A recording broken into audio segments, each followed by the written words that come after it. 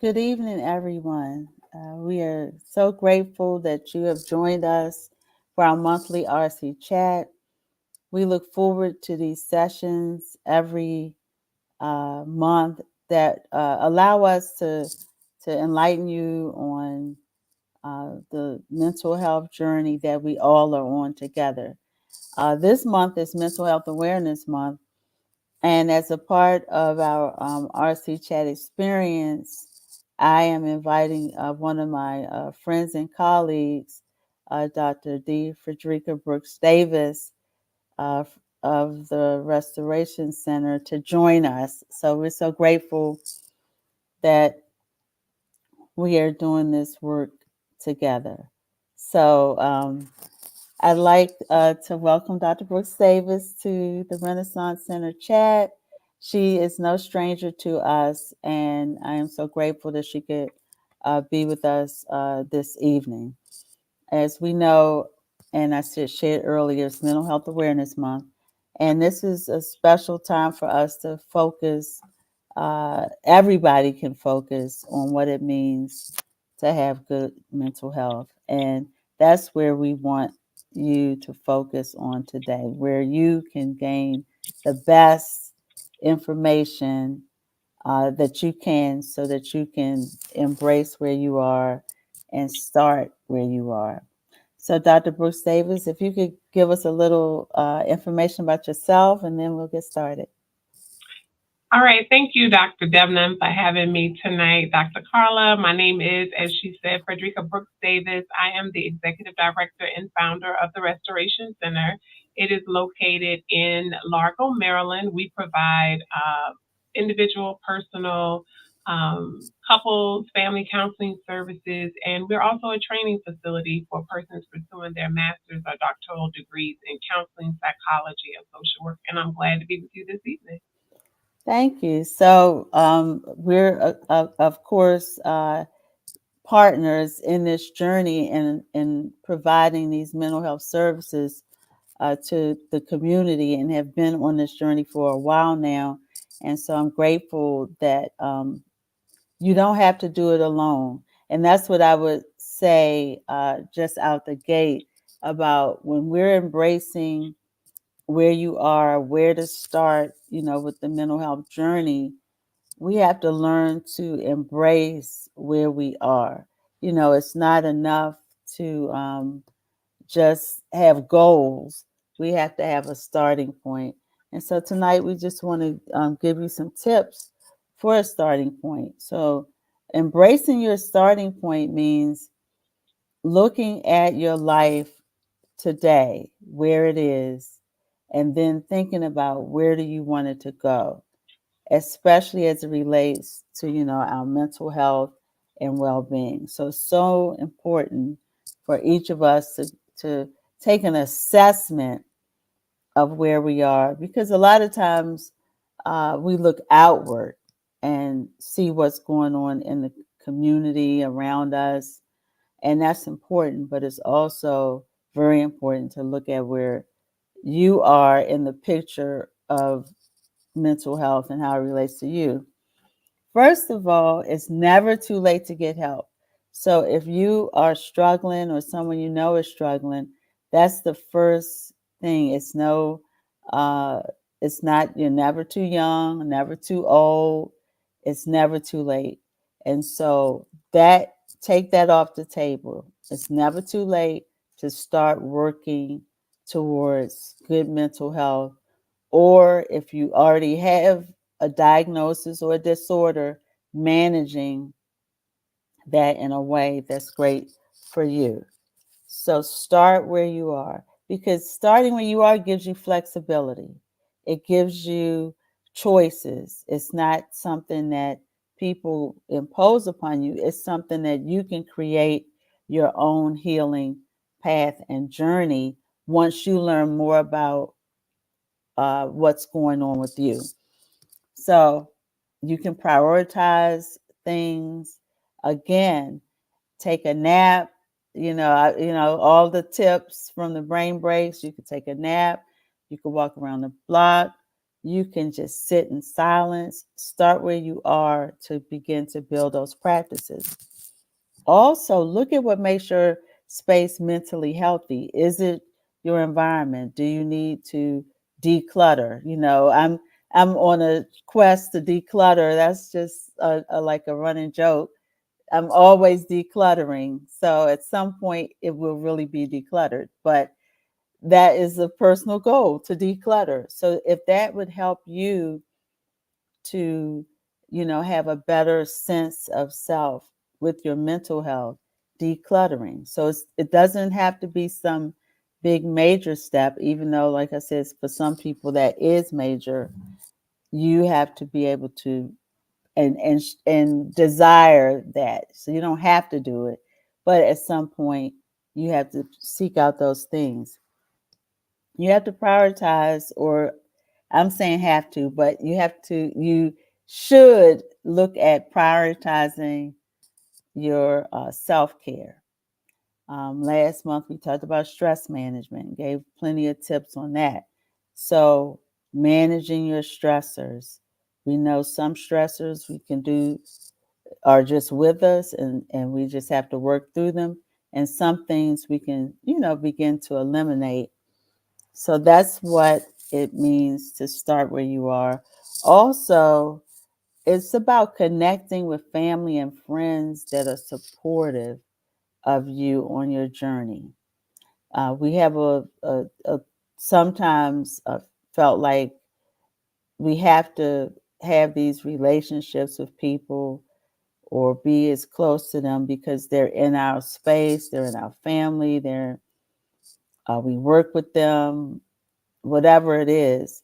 But if they're not healthy for you, you have to find healthy people to connect with so that you can begin to face this new vision you have for yourself, this new start with people that are supportive. It doesn't mean you often have to leave the others behind, but you need a balance. You need your people. It's just a big deal to have your people and that are on the same path with you. So, if you like to cycle, find a cycling group. If you crochet, you can do that alone or find a crochet uh, group where share patterns, where you get together and display what you do. These are things that sound like, well, what does this have to do with my mental health? Mental health is everyday health. It's making sure you uh, incorporate the things that are meaningful to you in your everyday life. Also, think about it this way: if 1 in 5 of us will be diagnosed with a mental health disorder at some point during the year, right? Think about your 5, 6 friends. At least one of you all is going to have some challenge at some point, possibly during the year. So it's good for you to know what makes you tick, what's good for you, so you can also help your family members and friends so they'll know where to start. So if they have an episode or an incident, it won't be strange to you because you'll know, yeah, this is more common than we thought. If 1 in 5 of us, and I have like 5 good friends, one of us out of the 5, if I have 6 friends, whatever, one of us is going to be a challenge. So, Dr. Brooks Davis, do you have anything to add to that? What people can do to start? No, I would say, I think you provided a great overview of what persons can do to start. I think part of it is also acknowledgement that I need to start, right? So part of it is also being able to say and take a look at your life and say, is it where I'd like for it to be? How do I feel today? And sometimes we think, because we're with ourselves all the time, that we think that we are better off than we actually are. So maybe it's also talking to those 5 friends to ask, have you noticed a difference? Mm-hmm. How has my mood been? How have you experienced me? And you may find that in that people have noticed that there has been a difference in the way in which you communicated. And that may trigger you to start your journey. So it might be someone else, someone external from you. Yeah, that's a good point. Do a check-in with family and friends, and that way you can say, well, maybe I thought it was me, maybe it's not, and you get another glimpse of your overall well-being, because we're with ourselves. We may not notice it, other people may notice it. Also, the earlier we start these check-ins and do things, meaning in our youth, then the better, because a lot of mental health disorders start in our youth as teenagers, as young as ages 12 and 13. We can uh, develop or be diagnosed with something that is a part sometimes of our life going forward. Not always, but these are things. This is why it's important for all of us to be aware, whether we're in the classrooms or parents or youth workers, that a lot of challenges start, in that those teen years, and sometimes in the preteen years, so that start there, start with the youth, start making sure they're able to manage their stressors and can handle things and have a safe place and space to share what they're going through, beyond their peer group. So these are things that seem simple, but we have to, as Dr. Brooks Davis said, put them into practice. Don't forget, this is your opportunity to ask us any questions. So put them in the chat. We love to hear from you. We're talking, I'm going to call it all things mental health, but really it's starting where you are. What can you do to start this journey? One thing you can do to start this journey, we already said it, talk with some family and friends, see what if they've noticed any changes in you. Another thing you can do, to start this journey is to learn a little bit more about your family history, of mental illness or coping skills. So I'm going to call them that. So if some people in the family have angry outbursts all the time, how many of y'all have those? Is it all of y'all, or is it, just a few? Addictions. This is big because many of us, or in our family systems or environment, communities, have turned to substances and other addictions as coping skills for our mental health challenges at times. So these are things to look for. If like 7 out of 10 cousins might have an addiction, okay, this might be something for the family to look at.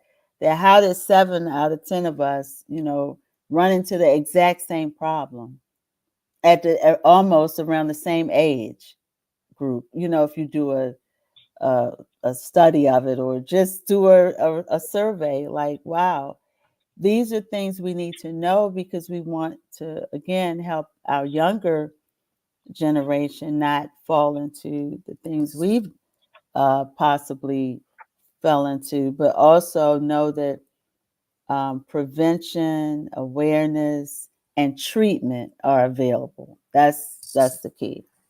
May I say right here, while you're Mm-hmm. there with addictions, oftentimes we do think about substance abuse and use, but there's other ways that addictions can manifest. That Mm-hmm. if we think about things from a negative versus, okay, substance abuse, okay, that's a negative, that's an addiction, but then it could also be work, right? If you find Mm-hmm. yourself at work all the time, that's an addiction. If you're shopping, if you're gambling, that there's another addiction that oftentimes going to the gym, right? And Mm-hmm. so when people say, oh, they're going to the gym 5 days a week, does that mean you're addicted to it? No, that's not what we're saying.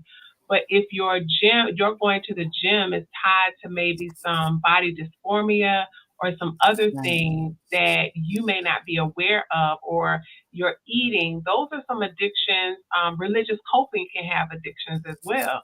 So there are some things that may look outwardly like it's positive, but it too is an addiction. So just to remember that you can have addiction in your family, but it may not manifest in the same way that it did with a parent. So if a parent abused alcohol, you might say, I'm not going to drink. But that addiction possibility is there. The Mm-hmm. potential is there. And if triggered, you might have another form of addiction. So we just don't want to have that as our blind spot to say, oh, my dad drank, I don't drink, so I don't have an addiction. No, because it may manifest in a different way. That's great. That's a great point.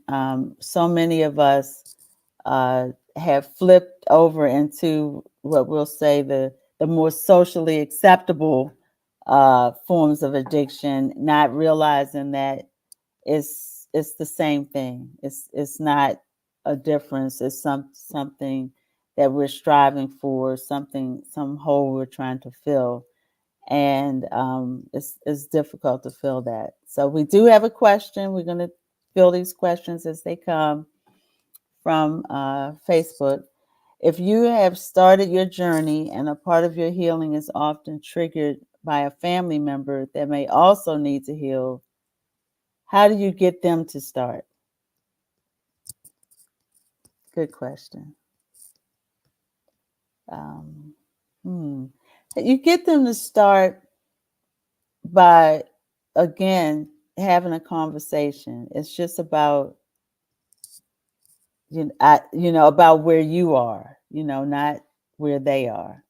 And just let them know, hey, I'm on this path. I'm doing well. I mean, it's going good, but and not finger pointing, but some way saying, had you asked the question, have you thought about this too? This has been good for me. I want you to have the same experience I'm having towards freedom, towards having a different life.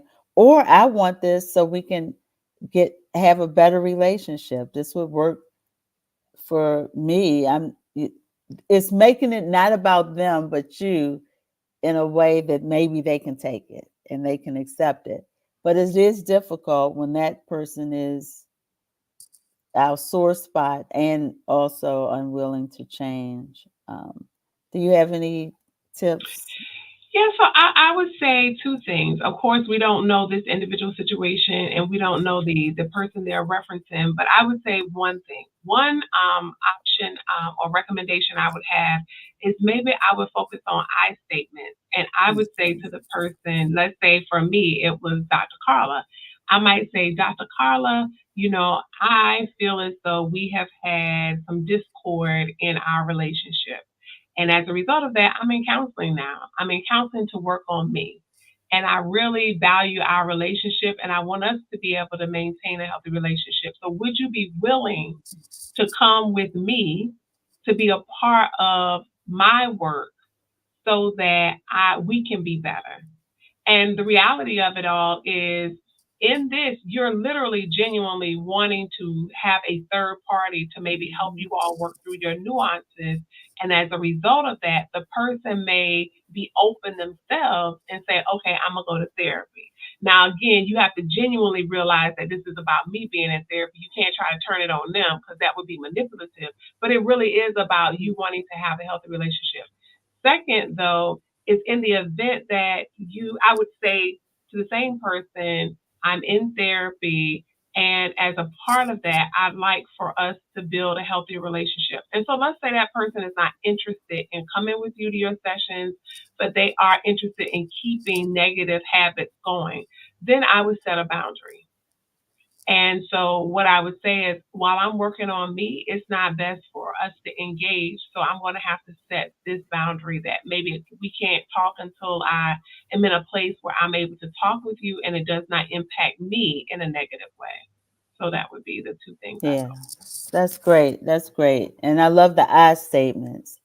Again, you're healing and you want them to prayerfully join you on your healing journey, and maybe they will take a hint from that. But it is hard when you're healing and it's almost like your eyes are opened to your freedom and or things that have transpired that were previous triggers or previous incidents that got you off track, and you want other people on that journey, but they have to start where they are, and they may not have that awareness that their behavior is really challenging the relationship. So that's a great gift if you can get them in there with you to expose them to it, which is often, what helps. We can just bring someone along with us if possible. Another thing we can do, though, too, as well, to start where we are, is to learn what helps us to stay calm, where we find our joy, our peace, what fills us up, what gives us hope and makes us feel loved. These are things you can focus on. You can jot them down. You can review your list. You can add to the list. The more you know those things, the more you can begin to practice those, put those things into play, be intentional about making space for friendships if that's something you value. Or if it's gardening, you make space for that. If it's hiking, you join a hiking group or you go alone. You make space for those things because those things allow you to grow and to heal and to also maintain, your mental health. It's important to have that list. A lot of us don't know what brings us joy or peace or makes us feel loved, or we might know what makes us angry or sad, all some of those kinds of emotions, but we don't know the other ones. And focusing on those, it doesn't mean you won't experience the others, but you have a way to again fill yourself back up when life comes at you. We love to say life is lifing, but if we have alternatives, if we have ways to fill our cups, then when life happens, it won't take us all the way out. We might just be hit a little bit, but can build back up. Another way, and then I'll let Dr. Bruce Davis come in, is our spiritual life is also a way we can maintain and get started with our mental health journey. Prayer, corporate worship, small groups, different things that you may have already been doing um, all along are helpful in helping you maintain good mental health because it's helping us stay connected uh, to God and to people, which is important for mental health. Any tips you have besides knowing more about yourself? No, I think you covered them. Mm, So good. yeah. Okay. So that's good. We're going to ask you to explore a little bit more about barriers, Mhm. Dr. Frederica. Any barriers that would keep us from being the best person we want to be? So I would say thank you for that. So some barriers to embracing this, being the best person that we can be. One barrier is ourselves, right? Me. I can be a barrier in that this is the person that I've always known, and so because I've always known how I have tended to function, what my moods, emotions are, I don't see anything wrong that I am that person. So that can be barrier, could be no desire to change. You don't see a need to change. Inability or unwillingness to look at yourself in the mirror and see um, that there are some things I can do to improve myself. The other one is fear, fear of the unknown. So what happens? We're talking about embracing change. We're talking about looking at allowing ourselves to be a healthier version. Well, again, to what I said earlier, what does that actually look like? This is the person I've always known. And if I change, what does that mean for me and the people around me? Lack of resources. So Dr. Carla's done a good job of talking about what resources are available. But for some of us, it may be that you desire a change, but you just don't know how am I going to pay for it, right? It may be financial. So your barrier may be financial.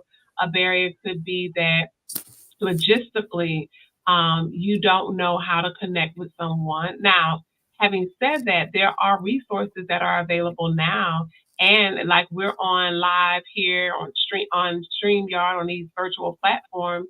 Well, there are ways in which you can meet with a counselor via your telephone or via the internet by your computer. So there are the ways in which some of those resources have been addressed.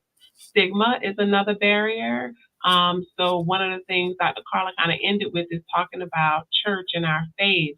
And one of the things that we have to work on is destigmatizing mental health, particularly within communities of color, within the African American church, to let persons know that you can have a relationship with God and still need to speak with someone about what your concerns are without judgment, without feeling shame.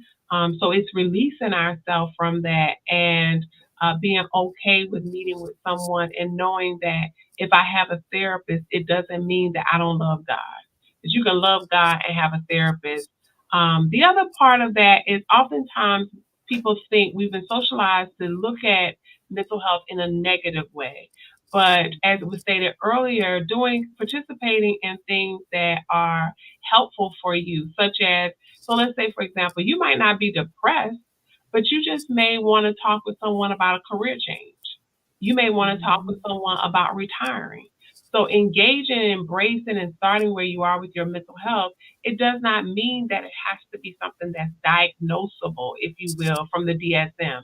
It easily could be, I'm preparing for retirement. I don't know what that's going to look like. I'm ready to retire, but I've gotten up every morning and gotten on the train by 8 a.m. And so now retirement, what does that mean for me? So life changes. That's also something where you can embrace and meet with a mental health professional who can help you navigate that.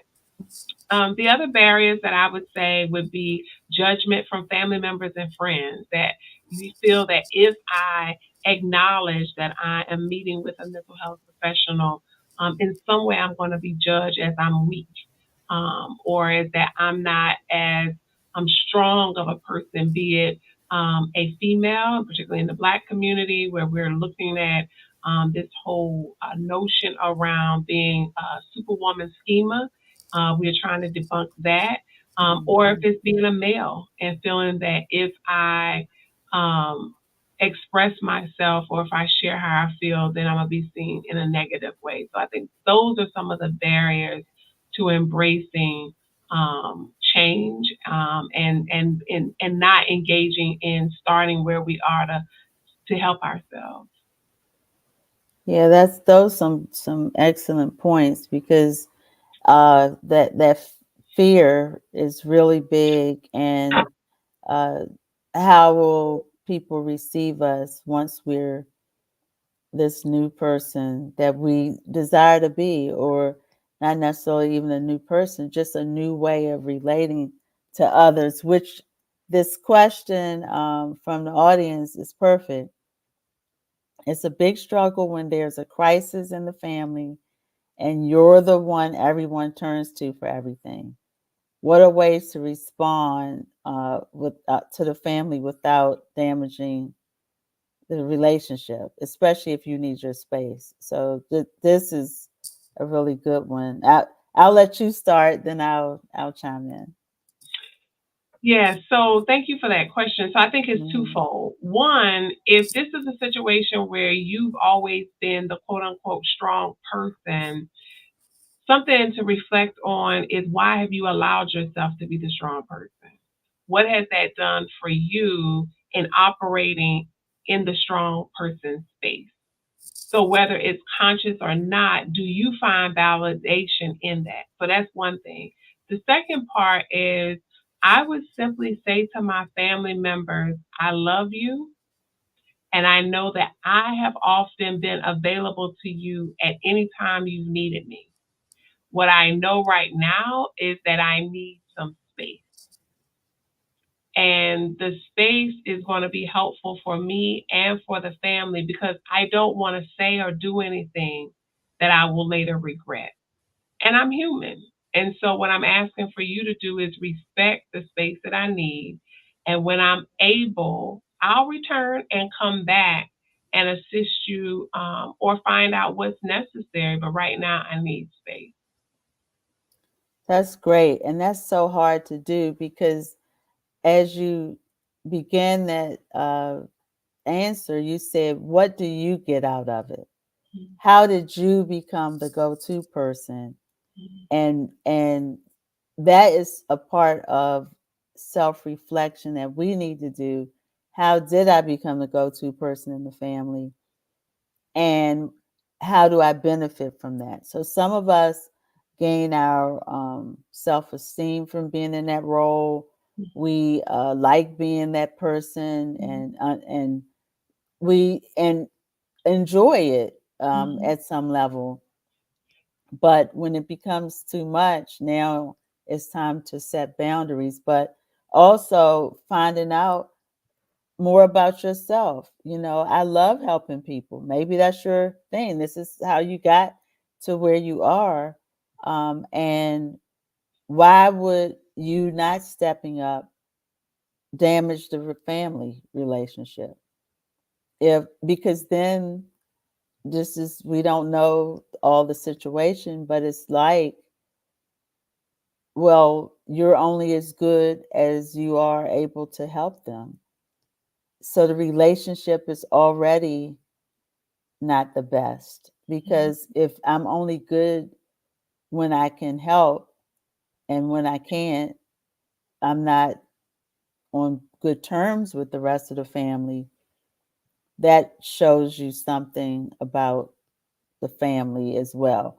And which is difficult for us to face, that sometimes, being the fixer or whatever we might want to call ourselves in the family will put us uh, in sometimes lonely spaces, because we'll realize that, okay, I was the fixer. I can't fix it this time. Now nobody's calling me. Nobody's talking to me. I don't have the same level of camaraderie with the rest of the family. So you do have to look at yourself, because you might take a hit when you put boundaries in place.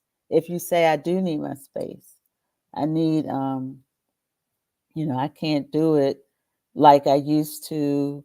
And you can give people explanations or not. Like Dr. Frederica said, I just can't do it right now.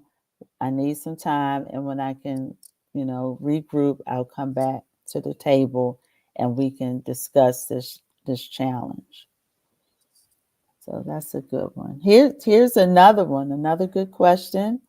How do you combat imposter syndrome, where you can't see yourself in the same way God does, and it hinders your growth and movement? That's a good one. Hmm. So I think even hidden in that is when you say how do you combat it? So the one thing that I would say there is a question I would have for you is, if you say to me, how do I combat it? It almost is like you already have identified that I have this concern. So you've already, so number one is acknowledging it, right? That I feel this way. So that's half the battle. The next part of what you're saying is where you can't see yourself the way in which God sees you. All right, that's where some work I think would be a starting point, because Mhm. it's not that you can't, because you can. A question to ask is, why am I choosing not to see God, see myself in the way that God sees me? So, what am I allowing to get in the way of seeing myself as the son or daughter of God, to see how he sees me? So that's the next step. Like, what is it? What are those things in your voices, a small in your head, I'm sorry, those voices that you are allowing to speak to you in a way that suggests that you can't see yourself? Because you can, right? It's a choice if you want to. Now, what does that mean? It may mean that you need to connect with a therapist who can help you unpack what's happening on both the conscious and subconscious level, um, change perhaps some negative, irrational thoughts that you may have had. And that's where the therapist comes in. But I applaud you for one, acknowledging it, and then two, having a desire to change it. And so, believe it or not, you're halfway there. Now it's just Yeah. connected with someone who can get you over the finish Yeah, that's a good point, Dr. Frederica, that they identified line. and know that it's keeping them from being their best self. And that is really the key, but it takes work. And we want sometimes things to happen either on our own. I'm an avid reader and listen to podcasts. So you still have to do the work. So I can read, listen to podcasts, listen to sermons, and do Bible studies and not make any movement because I'm not really applying it. And that's where therapy helps too. It helps keep you accountable, helps you to have a someone that is for you, but is also going to be for your health, for your healing, not just uh, go along with what the status quo is that you've determined for your life. So that's great. That's a great time. And we know sometimes this is a question: how do you know what therapist to get? The what is a good fit? Where do you look? And again, it's like any other relationship. You have to find someone that works well with you. That's a good fit. And again, there are plenty of resources. You have us here, the Renaissance Center and the Restoration Center. You have these are resources, but it's also community based resources that have places and spaces. I'm always pushing people, if you have insurance or employee assistance programs on your job, those are also places and spaces where you can, connect with people, as well as support groups in the community. So, Dr. Brooks Davis, do you have any other places where people who might want to connect, um, I where do, they and I'm can going look? to try to share them here. I also am going to Mm-hmm. go back to a question we have from Facebook about Oh, okay, I what see. about virtual therapy versus office visits? Mm-hmm. And so this person is preparing to go for therapy, and so we certainly could extend our condolences to you in the loss of a loved one. So let me start by saying that there are persons who are offering virtual services. And there are those who are offering hybrid as well as in person. And so, which one would work best for you? It varies, right? Because there are some persons who they want to go into the office. And if that's you, then I would say you may want to move to find someone who's going in person. But then you can also connect with persons virtually, right? And the thing about it is, I would try with what you think might be best. You can also reach out to the person before you meet with them and talk with them over the phone and see if there's a connection and find out from them if we start virtual and that's not working, are you open to allowing me to come into your office or vice versa? So that might give you an option there. I'm going to, so let me start in terms of resources. One resource is Psychology Today.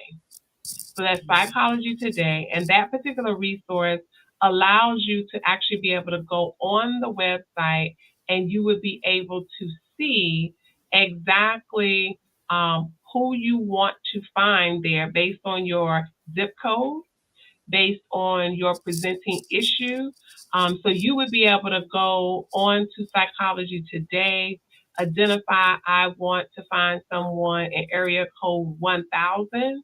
I'd like to find someone who works on grief. I'd like to see a female or a male. I'd like to be seen in person. You have the opportunity to fill all of that out in advance. In return, I have Care First insurance, I have TRICARE, I don't have insurance, and it will result in showing you all of the therapists that are who meet your criteria. And then you can also find out if they're currently accepting clients.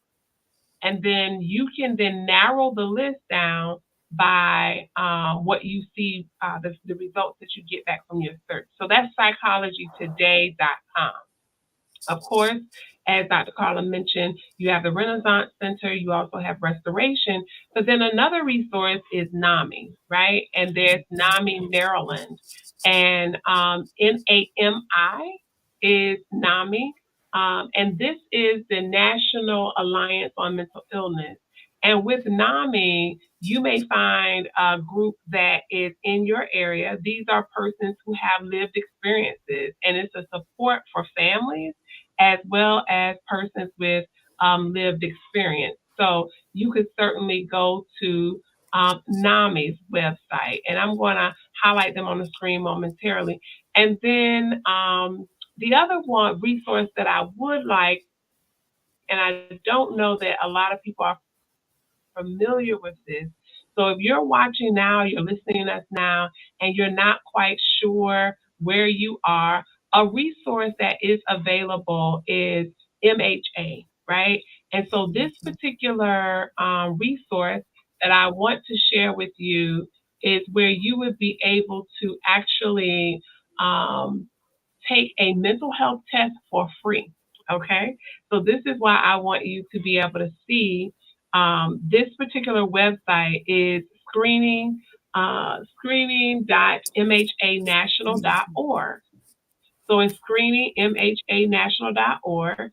And you can see here, there's all these screening tools that you could take. So let's say right now, when you finish or while you're working here, you say, and it's in Spanish as well as English. But let's say I feel that I might be depressed and I want to find out if, in fact, I'm depressed. Here are the questions on the inventory that you can take. And then at the end of the inventory, you would actually get your score and your results, which ultimately would be able to help you um, to identify. Thank you very much there to our host. On the back end, you'll be able to see here exactly where you can, if you are actually depressed. So again, this is a resource from MHA, and this is the website here where you can take a mental health test. And here are the various disorders, if you will, mental health concerns. And again, here's the self injury survey, workplace mental health survey.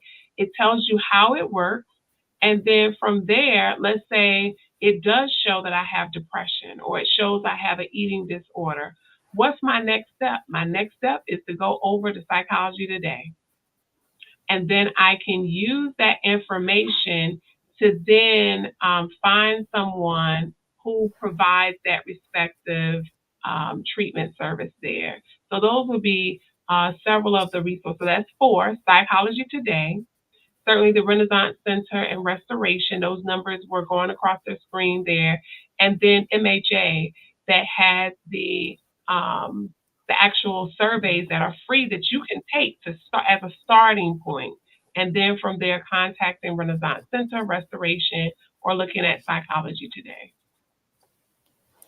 Yeah, that's great. And I often, refer people to NAMI, especially families that are supporting loved ones, and even, like you said, persons with lived experiences. And I do know people that have gone through those support groups, even became peer supporters themselves of other persons through the NAMI peer support training. And so it's really so important to connect with resources in the community that are available to everyone. So you have NAMI, you have Mental Health America, which is MHA. We also have the NIMH, National Institutes of Mental Health, and any of, if you go to uh, I think it might be health.gov, but or the CDC. A lot of the government agencies, federal and state and county, have resources that point you to mental health services in your area. And so the barriers are breaking down more. for access. Now, sometimes the barrier is us, because we have to get through the different ways that we might have seen ourselves. And as Dr. Brooks Davis said, that barrier of us is the first barrier that we have to overcome ourselves, and that's definitely a challenge, and that we can overcome. But all of these resources help us to learn more about ourselves, maybe learn more about our loved ones that might, and family and friends that might need or want assistance, and we can point them in the right direction. And you really, to start where you are and to help other people start where they are, is just have a sense of compassion. People need to know you care and that you're not trying to push them into something for your benefit. So, if we're trying to encourage persons to seek help, we need to let them know that we're here for them. That sometimes that means you might have to go to that first appointment with them, drive them there, help them. You doesn't mean you're going into the session, but you might be that person. Maybe you're on Psychology Today. You get the list, you send it to the person and say, hey, I remember us talking about this, or this might be a starting point. And again, Psychology Today is all over, it's for clinicians all over the country. So if your loved one is in a different part of the country, again, they put in their information and it'll bring up persons in their area. So that's the beauty of that. And the other websites are national as well. So anybody could use it, and they're free. So we're grateful for those connections. One other thing that I would like to suggest for tips is don't feel afraid to ask for guidance or information like we're doing here this evening. You have to begin to look at what's the benefit. The benefit of it outweighs the burden of overcoming the fear. And so look at the long-term gain you get from reaching out or from supporting people that might be struggling. And it is, some people need it temporarily. They might need support temporarily. Uh, as we said, going through a transition, retirement, empty nest, so many different other things, going from one job to another, just that kind of support, to long-term support for persons that have some lifelong struggles, whether it's a chronic illness, complicated grief, just different things that might take more time um, to get through. So don't measure your success based upon that. Any other tips you have, Dr. Bruce Davis? No, I don't. I think you've listed all of the ones that I can think of. We've kind of talked through what exactly would be helpful for persons. I think, again, just I think it is healthy that as we go through life, to always do a self assessment, and then also to ask other persons to weigh in on how they experience us. I think it's healthy to do that because we're constantly then being reflective. And then whether it's through my own awareness, whether it's through Holy Spirit, Spirit is saying to me something is off, or someone else mentions it, then when we find that we're experiencing that, then we identify through the resources we suggested someone that we can sit down and talk with. But ultimately, it's a choice and a decision. So much like we go to the doctors, hopefully, to see what we need physically. We go to church to be encouraged.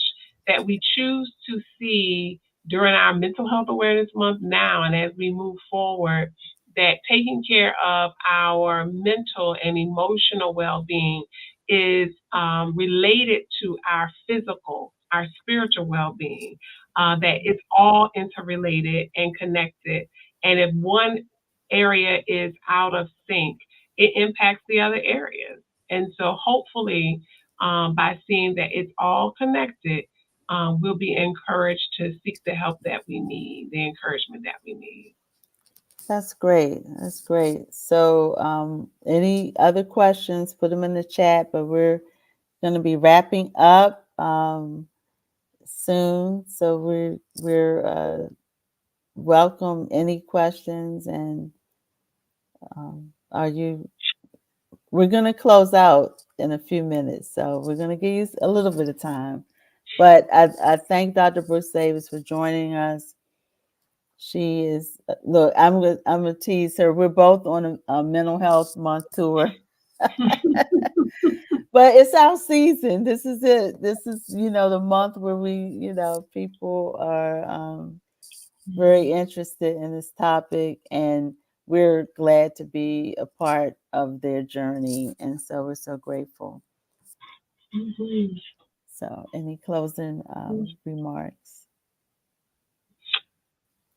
No, I just want to thank Dr. Carla for inviting me to be on this call. We will certainly have opportunities in the future before the month ends to reconnect together. And then we also want to just bring to your attention that July is Phoebe Moore Campbell month and BIPOC Mental Health Awareness Month in July. So that's another opportunity, but set some small goals for yourself based on tonight's discussion. And we encourage you to get the resources that you need. And we thank you for joining us. And that's it Yeah. for me. Yeah. So, and I would just like to close out saying, I thank God again. He connects you with people at the right time, for the right reasons, with the right skill sets, gifts, and motivation. And so, I'd like to thank Dr. Brooks Davis for joining us this evening and for being a partner in the work. We need more people that are doing the work, and we're grateful for her doing the work in her area and us tag teaming over where we are, and of course, virtually. So we pray everybody has a great evening. Start where you are, wherever you are, it's okay to start there. And remember, you're not alone. We are there with you. If anyone on here or if anybody in your family has any crisis, they can call 988.